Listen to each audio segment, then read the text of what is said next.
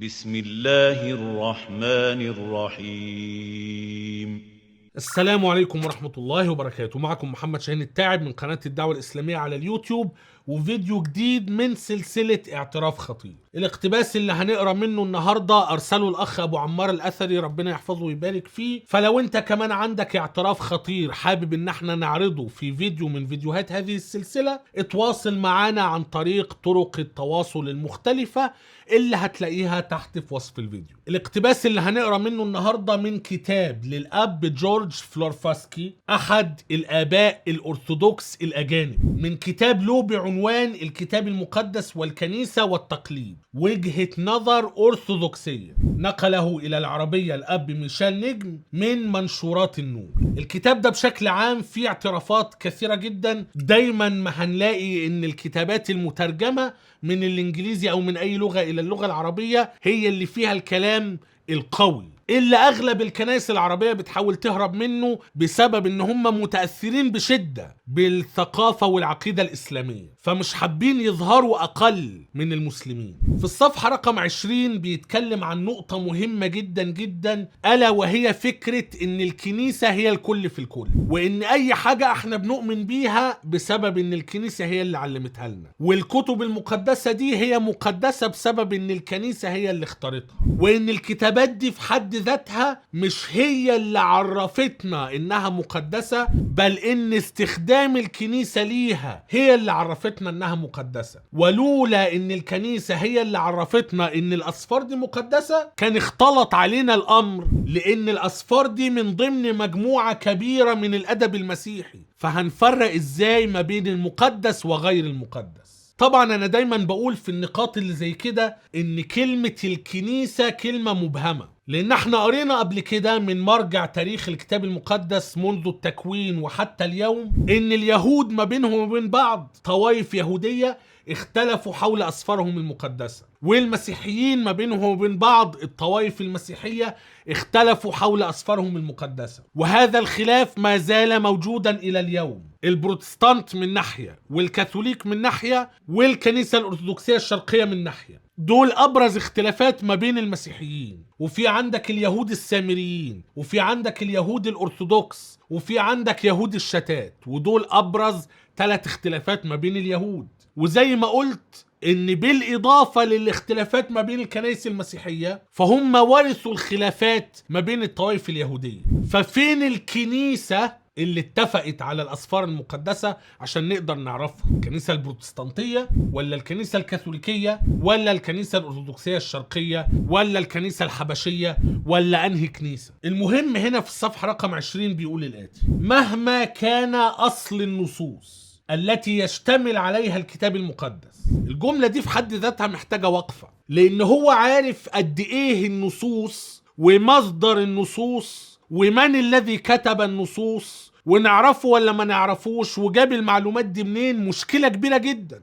فهو عايز يقولك من الآخر اركن كل ده على جنب. مهما كان أصل النصوص التي يشتمل عليها الكتاب المقدس، ايه بقى؟ فمن الواضح انه في مجمله من خلق الجماعة في التدبير القديم والكنيسة المسيحية على حد سواء. برضو كلام عايم. تقصد مين بالجماعة القديمة؟ اليهود يعني، والكنيسة المسيحية. هو عاوز يقولك ايه؟ اليهود طلعوا أدب يهودي والمسيحيين طلعوا أدب مسيحي، لكن برضه هو بيتجاهل ان اليهود ما بينهم وبين بعض اختلفوا والمسيحيين ما بينهم وبين بعض اختلفوا. عارف انت الكلام ده كان ممكن يكون اكثر اقناعا، رغم انه، ودي نقطة في غاية الاهمية، رغم انه لا يرتقي الى مستوى اليقين الاسلامي، الا ان كان ممكن الكلام ده يكون اكثر اقناعا لو الجماعة اليهودية بالفعل اتفقت على أسفار مقدسة وما كانش ما بينهم خلاف، والجماعة المسيحية اتفقت على أسفار مقدسة وما كانش ما بينهم خلاف. فبالتالي الجماعة المسيحية اللي ما اختلفتش على أسفارها المقدسة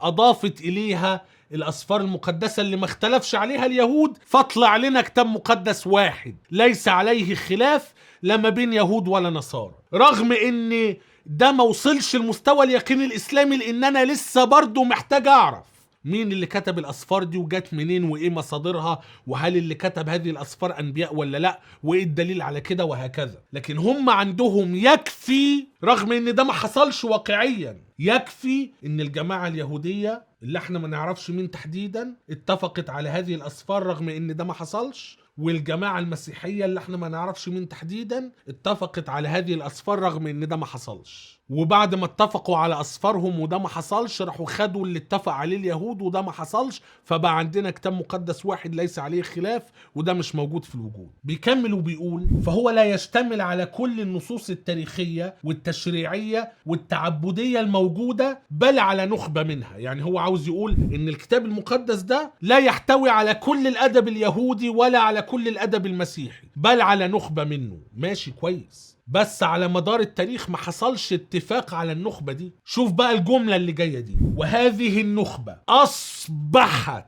ذات سلطان من خلال استعمالها، وعلى الأخص في الليتورجيا، في وسط الجماعة، ومن خلال القيمة التي أعطتها لها الكنيسة. أقسم بالذي رفع السماء بلا عمد، الكلام ده لو كان موجود في الإسلام يعني كان اتاكل وشنا. انت بتتكلم على أسفار بقى ليها قيمة وسلطان لما الكنيسة استعملتها. انا مش قادر اتخيل انه يتقال ان القرآن بقى له سلطان وبقى له قيمة لما المسلمين استعملوه في الصلاة. مثلا نحن بنقرأ القرآن في الصلاة، يبقى القرآن خد قيمته لما احنا استعملناه في الصلاة. والله العظيم مش متخيل ان ده يتقال. مش انه لا، الكتاب ده موحى به من الله وله سلطان اصلا من الله، وعلشان كده لازم نستخدمه في الليتورجيا، وعشان كده لازم نستخدمه في الصلاة، فاحنا اللي بنلجأ له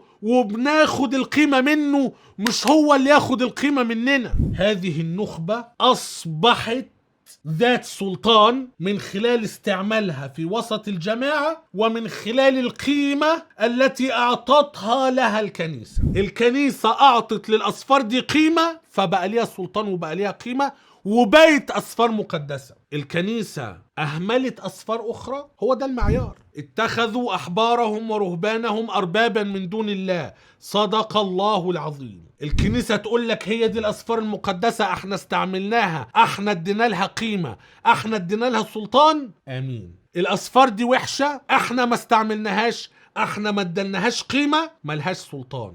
آمين. الأسفار نفسها ما فيهاش ما يدل على قيمتها وسلطانها، بلح. متخيل بشر هو ده سلطانهم وهو ده قيمتهم، ان هم اللي بيعطوا القيمة والسلطان للكتب المقدسة مش العكس. لو حاز هذا الفيديو على إعجابك فلا تنسى أن تضغط على زر أعجبني، ولا تنسى أن تقوم بمشاركة الفيديو مع أصدقائك المهتمين بهذا الموضوع. ولو كنت قادرا على دعم ورعاية محتوى القناة، لو أنت شايف أن هذا المحتوى يستحق الدعم والرعاية، فقم بزيارة صفحتنا على باتريون أو بيبال، أو حتى قم بالانتساب للقناة. ستجد اللينكات كلها تحت في وصف الفيديو. إلى أن نلتقي في فيديو آخر قريبا جدا بإذن الله عز وجل. لا تنسوني من صالح دعائكم، والسلام عليكم ورحمة الله وبركاته.